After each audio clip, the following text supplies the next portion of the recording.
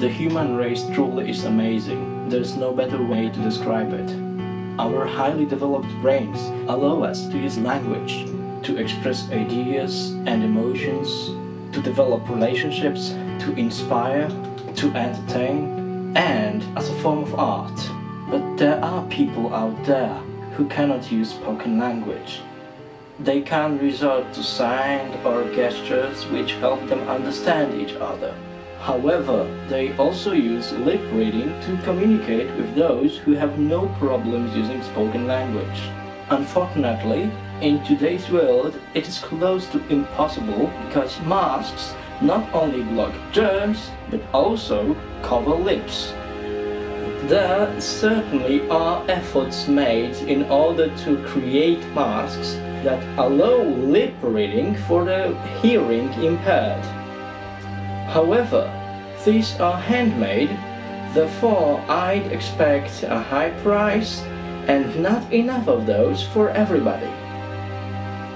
But that most certainly will be a huge help in today's everyday communication.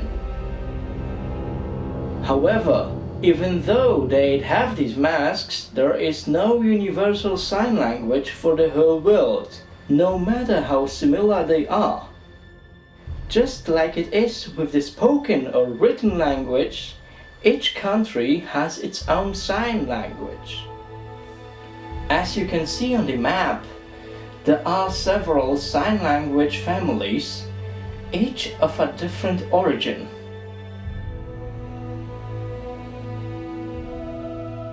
It is estimated that there are over 300 different sign languages all over the world. As can be seen here, even English-speaking countries do not have a common sign language. Why? This is Laurent Clerc, a French teacher who taught people in the US the sign language, which later they called ASL, American Sign Language. By some, he's been dubbed the Apostle of the Deaf in America.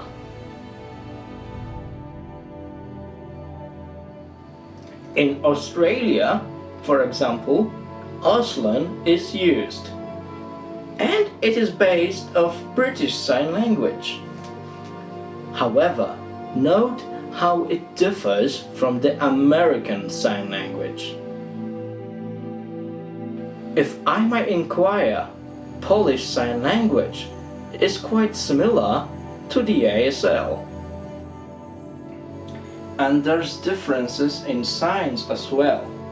For example, American Sign Language and British Sign Language have different sign for England. In ASL, this sign looks something like this. You grab your chin. However, in British Sign Language, the sign is this. Which is funny because a similar sign is used in Polish Sign Language to say something is nasty. Also, the sign for what in American Sign Language is the same as the sign for where in British Sign Language, although the sign for what in British Sign Language is this. And this also is a sign for where in American Sign Language. I can see it causing some difficulties communicating, therefore they might have to switch to gestures. And gestures are truly a tricky one, given there are hundreds of cultures around the world and each gesture can be taken differently. For example, be not offended while in Tibet you get greeted with this. It might seem rude, but they mean well. In 9th century, there was a Tibetan king, Langdama, who, known for his cruelty, also had a black tongue. As Buddhists believe in reincarnation, they fear his return. To show that they are not him, they show their tongues. It is customary to return the favor. There also are gestures that might not appear rude, but in fact are. For example, the Victoria sign. In most countries it means peace, victory, although in the UK it's identical to the middle finger, which I will not show here.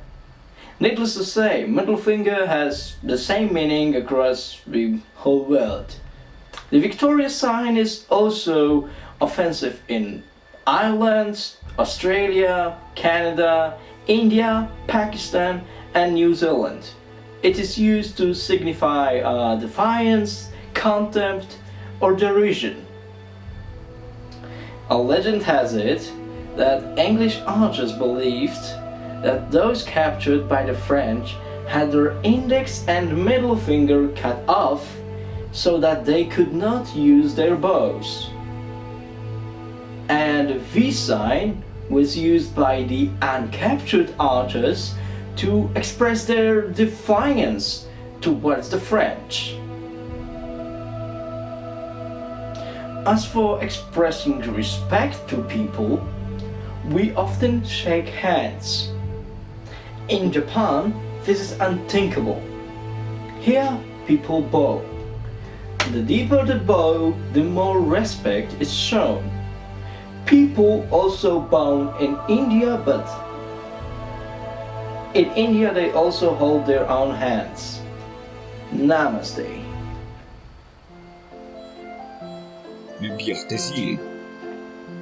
The OK sign in most countries means that something is alright. Divers, for example, show it to let people know that they are okay.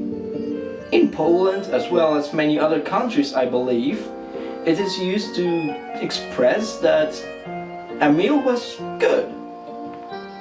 In France or Belgium, such gesture means zero and thus implies it was not a good meal. Ow! However, in Poland, if meal is good, we usually eat the whole meal to respect and approve the one who made it. However, in China, Philippines or Thailand, doing so implies that the portion of food served was very small. But mine was good. Uh-oh. I forgot my cameraman was from the Middle East. Sorry, man. Sorry. You better be. I might not make it out, but it means something really offensive there. You better die. Please.